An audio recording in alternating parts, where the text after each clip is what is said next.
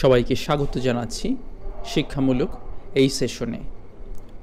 আমরা এখানে আজকে আলোচনা করব পিডিসিএ নিয়ে। পিডিসিএকে কাইজেন অথবা পিডিএসএ অথবা সিকিউআই বিভিন্ন টার্মে বলা যায়। আমরা সকলেই বিভিন্ন ধরনের কাজ করে থাকি, কেউ কর্মক্ষেত্রে, কেউ শিক্ষার্থী, কেউ স্কুল কলেজে, কেউ হাসপাতালে, কেউ ব্যবসা প্রতিষ্ঠানে। আমরা বিভিন্ন জায়গায় বিভিন্ন ধরনের কাজ করে থাকি। আমাদের সকল কর্মক্ষেত্রেই কিছু না কিছু সমস্যা থাকে।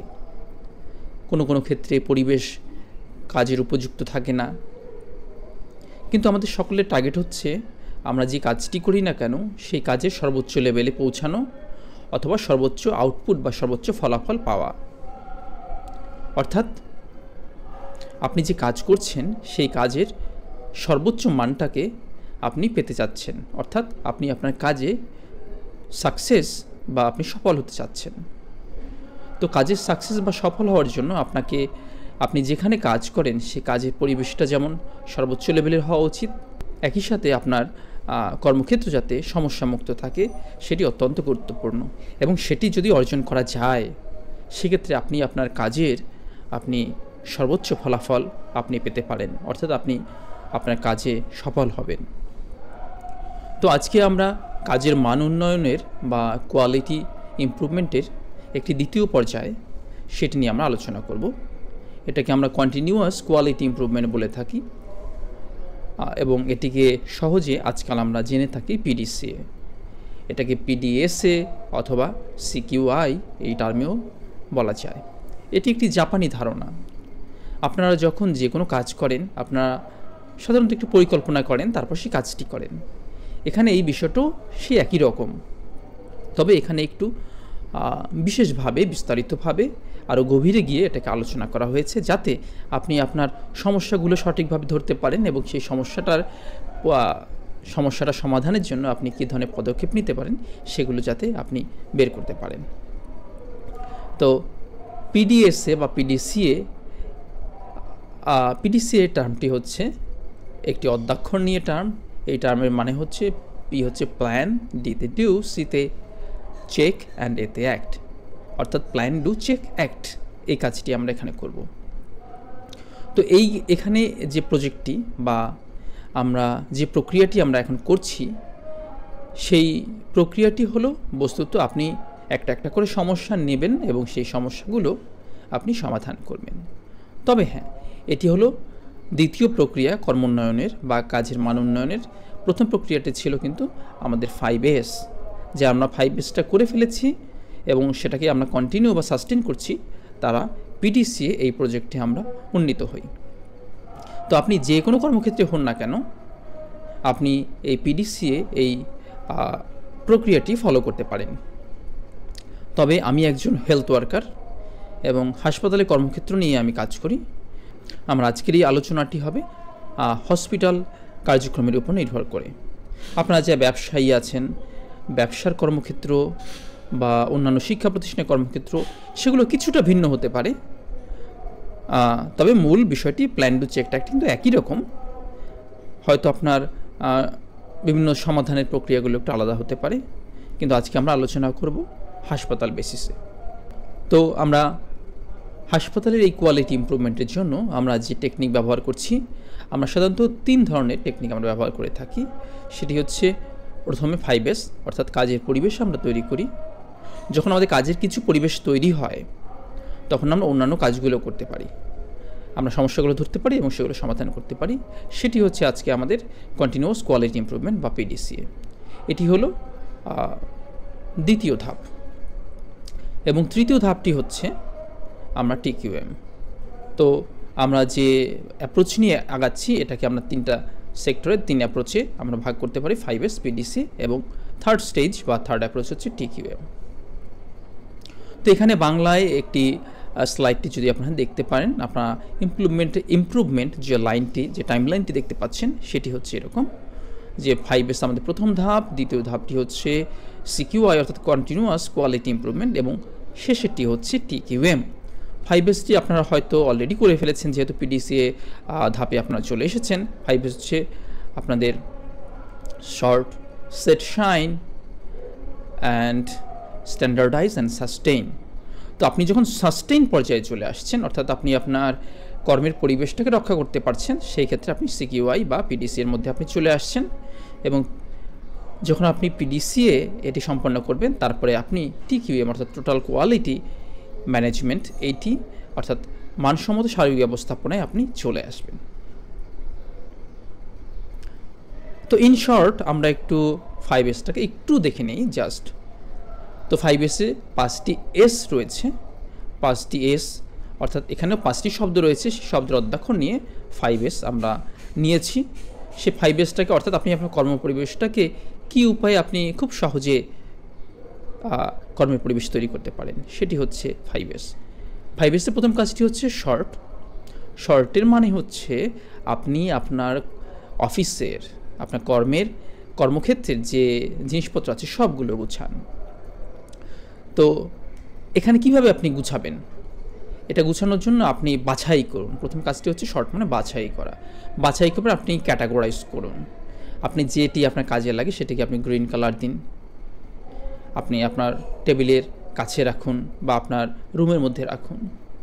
যেটি ভেঙে গেছে, ব্যবহার অযোগ্য, সেগুলোকে আপনি একটা হলুদ মার্ক দিয়ে রাখুন, যাতে এগুলোকে আপনি পরবর্তীতে মেরামত করতে পারেন বা এখনই মেরামত করার জন্য আপনি পাঠিয়ে দিতে পারেন।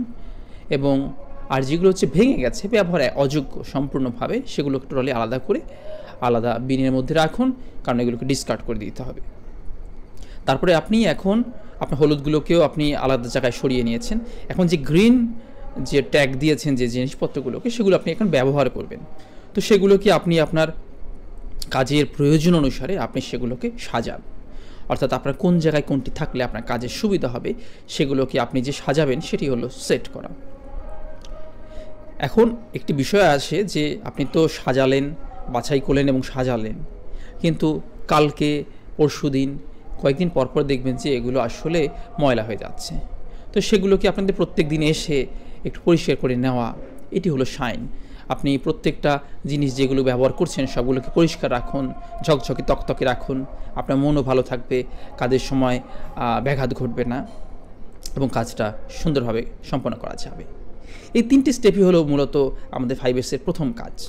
তারপরে স্ট্যান্ডার্ডাইজ যে বিষয়টি হলো, দেখা গেল যে আপনি একটি জিনিস যেভাবে রেখেছেন, যেভাবে ওটা দিয়ে কাজ করছেন, দেখা গেলো সেটা পজিশনটা একটু অন্য জায়গায় রাখলে আপনার কাজের সুবিধা হয়, অথবা দরজার পাশে আপনি রাখতে পারেন, আপনার টেবিলের অন্য পজিশনে রাখতে পারেন, জিনিসগুলো একটু অন্যভাবে সাজাতে পারেন, তাহলে আপনার কাজটা আরও একটু ইমপ্রুভ করলো। আপনি মাঝে মাঝে এক্সপেরিমেন্টও করতে পারেন যে এটাকে অন্যভাবে সাজালে, ডেকোরেশনটা আলাদা করলে আপনাদের কীভাবে ইমপ্রুভমেন্ট হয়। দেখা গেলো যে ইমপ্রুভমেন্ট হচ্ছে না, তাহলে আগের মতো করে নিয়ে আসেন। তো এই যে স্থানের পরিবর্তন, চেঞ্জ করা, এই যে এক্সপেরিমেন্ট করে একটা ভালো জায়গায় নিয়ে আসা, এটি হলো স্ট্যান্ডার্ডাইজ। অর্থাৎ আপনি ভ্যারাইটিস ওয়েতে আপনি কাজগুলো করলেন এবং দেখলেন যে তার মধ্যে সফল যে সেট আপটা, সেটি হলো স্ট্যান্ডার্ডাইজ। অর্থাৎ আপনি আপনার কাজের সেট আপটাকে স্ট্যান্ডার্ডাইজ করবেন এভাবে। তারপরে আপনি এই সমস্ত কাজগুলোকে যে আপনি ধরে রাখবেন বা সাস্টেইন করবেন। আপনার অফিসে শুধু 2-1 দিন করলেন, 1 মাস করলেন, তাইলে তো হবে না। আপনাকে এটা লং টাইম, আপনি যতদিন আপনার অফিস পরিচালনা করেন, আপনি আপনার কাজ করেন, ততদিন পর্যন্ত এটাকে ধরে রাখবেন, তাহলেই আপনার 5Sটা সাকসেসফুল হবে। তো এই হলো আপনাদের 5S। তো 5S যখন আপনি অর্জন করে ফেললেন, দেখা গেল যে অফিসে আরও কিছু ছোটোখাটো সমস্যা, মাঝারি সমস্যা, এমনকি বড় সমস্যাও থাকতে পারে, যে সমস্যাগুলোর কারণে আপনার আসলে কাজের মান আপনাকে ধরে রাখা অসম্ভব হয়ে যাচ্ছে, অথবা আপনি একটা মান আছে যে মানটাকে হয়তো আপনি আরও উপরের লেভেলে নিয়ে যেতে চান। তো সেজন্য আরও কী কাজ করা দরকার, কীভাবে এটাকে আরও উন্নয়ন করা যায় এই পর্যায়গুলোকে। তো সেজন্যই আমাদের এই পিডিসিএকে আমরা যদি ক্লকওয়াইজ আমরা দেখি, এটি একটা সাইক্লিক্যাল প্রসেস বা চক্রাকার প্রসেস, যেটি হলো প্রথমে প্ল্যান করবেন, পরবর্তী স্টেপ আপনি ক্লকওয়াইজ যান, অর্থাৎ ঘড়ি কাঁটা দিয়ে ঘোরেন, তারপর হলো ডু, তারপর হলো চেক এবং তারপর হলো অ্যাক্ট। তো অ্যাক্টে গিয়ে আমরা এটা আমাদের সফলতা আমরা নির্ণয় করতে পারি এবং এটাকে আমরা সাস্টেন করতে পারি। ওকে, তো এটি হলো পিডিসিএ মূলত 4টি মূল পর্যায়ে হলেও এখানে এই 4টি ধাপকে আরও কিছু স্টেপে আমরা ভাগ করে নিতে পারি। এই প্ল্যান টু চেক ট্যাকের কিন্তু মূল কাজটি হলো প্ল্যান।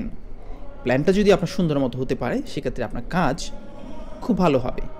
তো আপনি প্ল্যান যদি ভালো মতো করতে পারেন তখন ডু, চেক, অ্যাক্ট এগুলো আরও ভালো করে করতে পারবেন। তো এই প্ল্যানটাকে আমরা আরও 4টি সাবস্টেপে আমরা নিয়েছি, তাহলে 4টি সাবস্টেপ প্লাস আরও 3টি স্টেপ, মোট 7টি স্টেপে আমরা এই প্রবলেম সলভিং যে অ্যাপ্রোচটা বা আমরা সমস্যাগুলো সমাধানে যে এই কাজটি পিডিসিএটি নিয়েছি তো সেটি আমরা করতে পারি। আমরা পিডিসিএকে পিডিএসএও বলতে পারি। এস মানে হচ্ছে স্টাডি, অর্থাৎ প্ল্যান, ডু, স্টাডি, অ্যাক্ট। তবে আধুনিককালে আমরা এখন স্টাডি বলি না, আমরা চেক বলি, যেহেতু আমাদের প্রত্যেকেরই কিছু গাইডলাইন থাকবে, কিছু চেকলিস্ট থাকবে, আমরা সেগুলো দেখে আমাদের স্ট্যান্ডার্ড বা আমাদের কাজ কতটা সাকসেস হয়েছে সেটাকে আমরা বিবেচনা করব। সেই জন্য আমরা এখন পিডিসিএ আমরা বলে থাকি। তো প্ল্যানটিকে অর্থাৎ আমরা সমস্যা ধরার বা এবং সমস্যা সমাধানে যে প্ল্যানগুলো করছি সেটাকে আমরা 4টি স্টেপে আমরা ভাগ করে নিচ্ছি। আমাদের প্রথম যে স্টেপটি হলো আমাদের প্ল্যানের, সেটি হচ্ছে প্রবলেমটাকে আইডেন্টিফিকেশন, অর্থাৎ প্রবলেমকে সিলেকশন করা।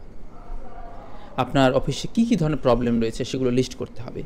তারপরে সেই প্রবলেমগুলোকে আমাদের প্রায়োরাইটাইজ করতে হবে, অর্থাৎ কোন প্রবলেমটাকে আমরা আগে সলভ করব। প্রায়োরাইটাইজ তখনই আসে, অর্থাৎ কোনো ক্ষেত্রকে প্রাধান্য দেওয়া তখনই আসে যখন আমরা অনেকগুলো সমস্যা থাকে, সেগুলোর মধ্যে কোনোটিকে আমরা আগে সমাধান করব সেই জন্য। তারপরে রয়েছে সিচুয়েশন অ্যানালাইসিস, তারপরে রুট কজ অ্যানালাইসিস, তারপর identification of the counter measures, অর্থাৎ আমরা যে পদক্ষেপগুলো নেব সেগুলোকে আমরা আইডেন্টিফাই বা শনাক্ত করব। তো এই 4টি পর্যায়ে যখন করতে পারি তখন আমরা ডুতে চলে যাব, অর্থাৎ সেই যে প্ল্যানটাকে আমরা ইমপ্লিমেন্ট করব বা কাজ করব, তারপর আমরা চেক করব, তারপর আমরা অ্যাক্ট করব। সংক্ষেপে বললে পিডিসিএ হচ্ছে এইটা। তো আমরা প্ল্যানের যে 4টি সাবস্টেপ রয়েছে বা স্টেপ রয়েছে সেগুলোকে আমরা একটু দেখে নেই। তো শুরুতে আমরা একটু জেনে নেই যে প্ল্যানটা আসলে কি। প্ল্যানটা হলো আমাদের এই সম্পূর্ণ কাজের একটি ব্লু প্রিন্ট, নীল নকশা। আপনি যে যে সমস্যাগুলো আইডেন্টিফাই করবেন সেগুলোকে কীভাবে সলভ করবেন, এর টোটাল যে নকশাটি সেটি হলো আমাদের প্ল্যান। তো সেই জন্য এটাকে ব্লু প্রিন্ট বলা হয়। তো এখানে আমরা সমস্ত ধরনের সমস্যাগুলো আমরা লিস্ট ডাউন করব। মাঝে মাঝে অনেক ধরনের সমস্যাকে এরকম সমস্যা মনে হবে, আপাত দৃষ্টি থেকে এগুলো সমস্যা মনে হচ্ছে না, কিন্তু আপনার কাজের যে আপনি যে পর্যায়ে রয়েছেন বা যে স্টেজে রয়েছেন বা যে সিচুয়েশনে রয়েছেন সেই সিচুয়েশনটাকে আরও আমরা ইমপ্রুভ করতে পারি। কারণ আমরা তো ডে বাই ডে প্রত্যেক দিন চাই আমাদের কাজে উন্নতি হোক। আজকে যে আপনি স্মার্টফোন বা মোবাইলটি ইউজ করছেন, কিছুদিন পর দেখা গেল কোম্পানিগুলো তার থেকে পরবর্তী ভার্সন তারা রিলিজ করে, অর্থাৎ জিনিসটা একই কিন্তু আরও একটু আপডেট, অর্থাৎ কোয়ালিটি ইমপ্রুভমেন্ট করা হয়। তো একইভাবে আমরা যে পর্যায়ে হয়তো কাজ ডেলিভারি দিচ্ছি, আমাদের ইচ্ছে হলো যে না আমরা এর থেকে আরও ভালো কোয়ালিটি আমরা, এবং উন্নত বিশ্বে তাই করা হয়, আরও ভালো কোয়ালিটি আপনি অর্জন করবেন। তো সেক্ষেত্রে আপনাকে সিচুয়েশনটাকে ইমপ্রুভ করতে হবে। তো এখন যে সিচুয়েশন আছে সেই সিচুয়েশনটাকে আমরা আরও ইমপ্রুভ করব। তো আমরা প্ল্যানে যে প্রথম স্টেপটা রয়েছে সেটি হচ্ছে প্রথমে আমাদের প্রবলেম সিলেকশন এবং প্রবলেম প্রায়োরিটাইজেশন হচ্ছে। তো এগুলো আমরা কীভাবে করবো আমরা পরবর্তী স্টেজে গিয়ে আরও বিস্তারিত আমরা জানতে পারবো। তারপর আমরা সিচুয়েশন অ্যানালাইসিস করব, রুট কজ অ্যানালাইসিস করব, তারপরে প্রবলেম আইডেন্টিফিকেশন করব। ওকে, মূলত আগের স্লাইডে যেরকম বলেছি অলমোস্ট সেম জিনিস এটি। তো এখন আসুন আমরা প্রবলেম কীভাবে সিলেকশন করব।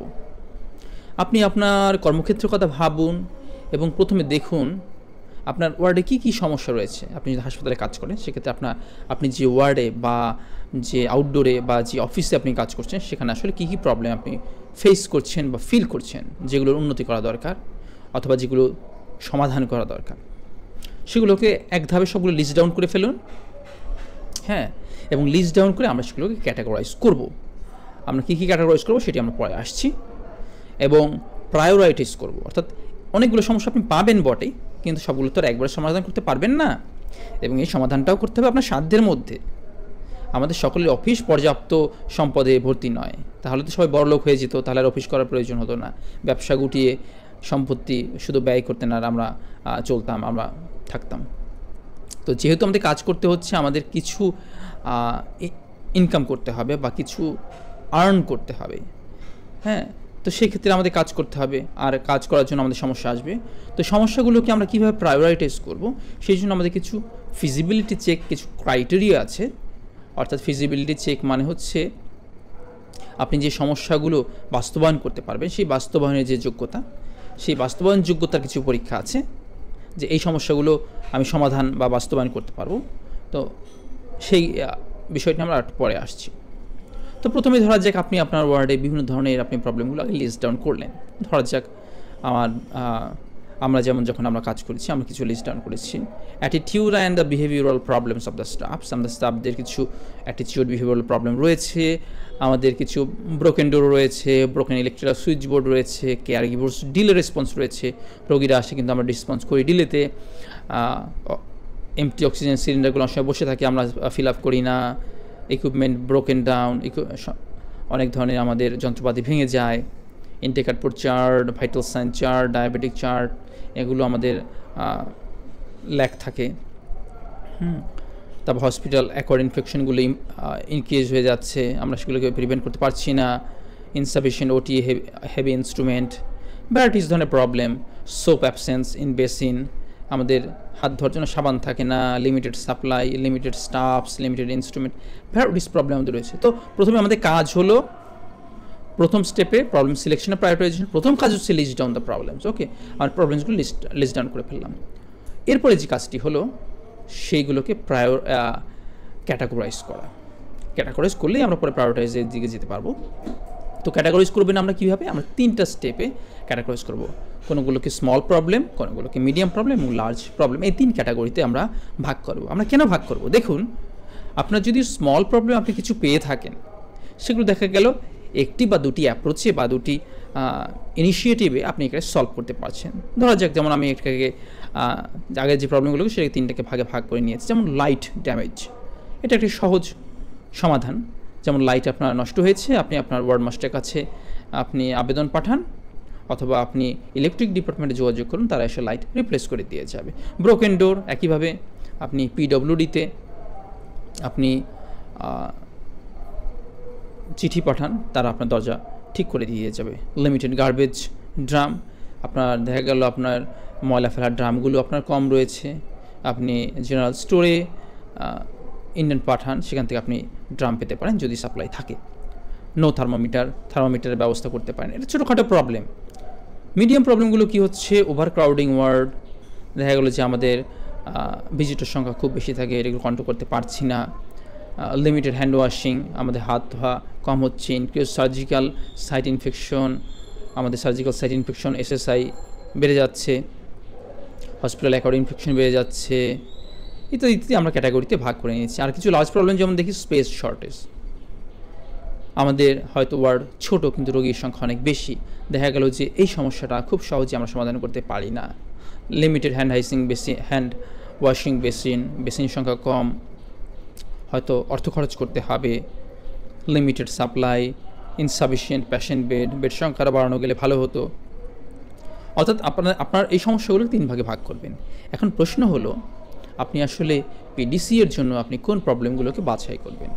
আমরা মূলত এখানে মিডিয়াম যে প্রবলেমসগুলো রয়েছে সেগুলোকে আমরা পিডিসি এর জন্য বাছাই করব। পিডিসি হলো একটি স্টেপ ওয়াইজ কাজ, যেটি দিয়ে আমরা আমাদের সমস্যাগুলোকে একটা করে সমস্যাগুলোকে সমাধান করতে পারি। এখন প্রশ্ন হতে পারে যে আপনি কি পিডিসি এর জন্য শুধুমাত্র একটি সমস্যা নিয়ে আপনি কাজ করবেন? না, আপনি চাইলে আপনার সক্ষমতা থাকলে আপনি একাধিক প্রবলেমগুলোকেও সেম টাইম সাইমultaneously আপনি রান করতে পারেন বা আপনি চালাতে পারেন, বা সমস্যা সমাধানের জন্য পিডিসিএ প্রজেক্ট আপনি কাজ করতে পারেন।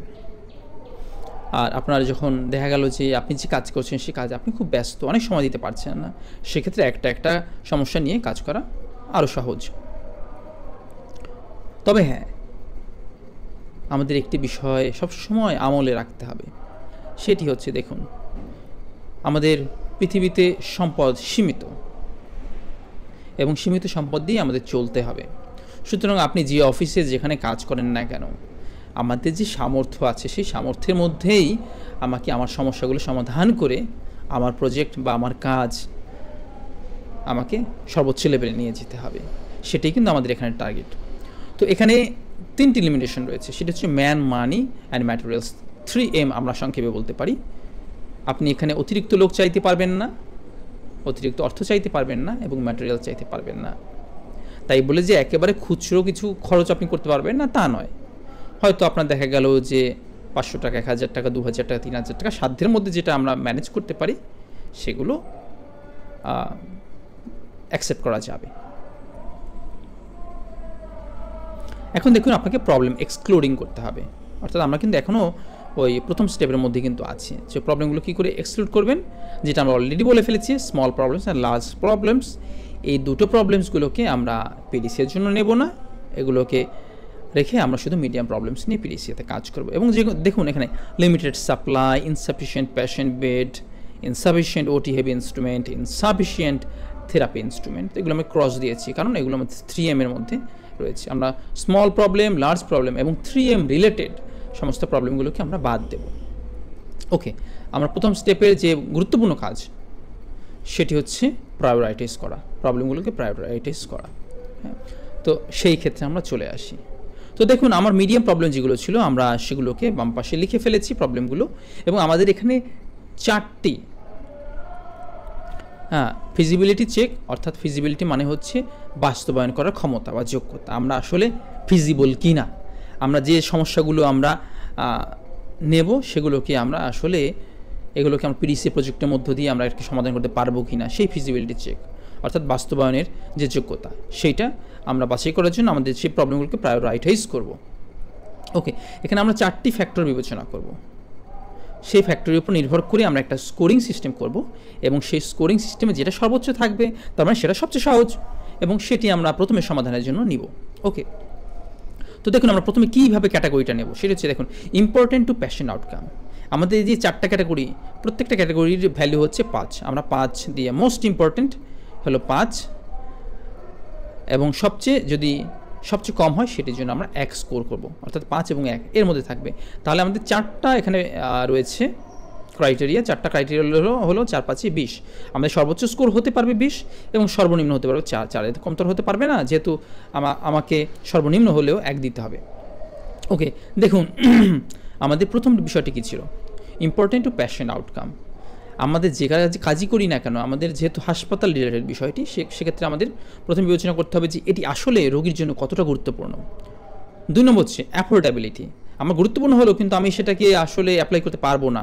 অ্যাফোর্ডেবিলিটি, হ্যাঁ, অর্থাৎ আপনি সক্ষম কিনা in terms of the time and resource. এখানে 2টা ফ্যাক্টর আছে, একটা হলো টাইম, আপনার হাতে কি সময় রয়েছে, এবং আপনার কি রিসোর্স রয়েছে, আমার কতটুকু রিসোর্স রয়েছে এবং কতটুকু সময় রয়েছে। তাহলে প্রথমটা হলো আমার রোগীর জন্য কতটা গুরুত্বপূর্ণ, দ্বিতীয় বিষয়টি হলো আমার সময় এবং সাধ্যের মধ্যে সেটা পারছি কি না। ওকে, দেখুন এখানে মোস্ট অ্যাফোর্ডেবল যদি হয় সেটা 5 দিবেন, সর্বনিম্ন নট অ্যাফোর্ডেবল হলে 1। ওকে, আগেরটা ছিল most important 5, not important 1। Okay, easy to measure. দেখুন আপনি যে পরিবর্তনটি করছেন, আগে যে অবস্থায় ছিল, আগে যে সমস্যাটা যে লেভেলে ছিল, এখন সেই সমস্যাটা আপনি সমাধানের পরে কোন লেভেলে যাবে, অর্থাৎ আপনি যে সমস্যাটা নিয়ে কাজ করবেন সেই সমস্যাটাকে আপনি যদি মাপকাঠি দিয়ে মাপতে না পারেন, যে আগে আমার এই পর্যায়ে সমস্যা ছিল এখন আমার এই পর্যায়ে সমস্যাটা আছে, অর্থাৎ সমস্যাটার পর্যায়ে যদি কমে যায় তাহলে তো বলবো যে আমার সমস্যার সমাধানের দিকে যাচ্ছে। তো এইটা যদি আপনি মেজার করতে না পারেন, ক্যাটাগরাইজ করতে না পারেন, তাহলে তো আমি এই প্রবলেমটার সলিউশন বা রেজাল্ট আমরা কী করে বুঝবো। সেই জন্য আমাদের ভাবতে হবে যে ইজি টু মেজার, অর্থাৎ আমরা এটা কি আসলে মেজার করতে পারবো কিনা বা পরিমাপযোগ্য কিনা। এবং শেষেরটি হচ্ছে under the control of the team members. এই সমস্যা সমাধানের জন্য যে কাজগুলো আমরা করব সেই কাজগুলো করতে আমার জনবল আসলে কতটুকু দক্ষ, আমার টিম মেম্বার্স আসলে এই কাজগুলো করতে পারবে কি না, সেই দক্ষতার উপর নির্ভর করে আমরা সমস্যাগুলোকে প্রায়োরিটাইজ করব, এবং 4টা ক্যাটাগরি হওয়ার পরে আমরা সেটাকে যোগ করব।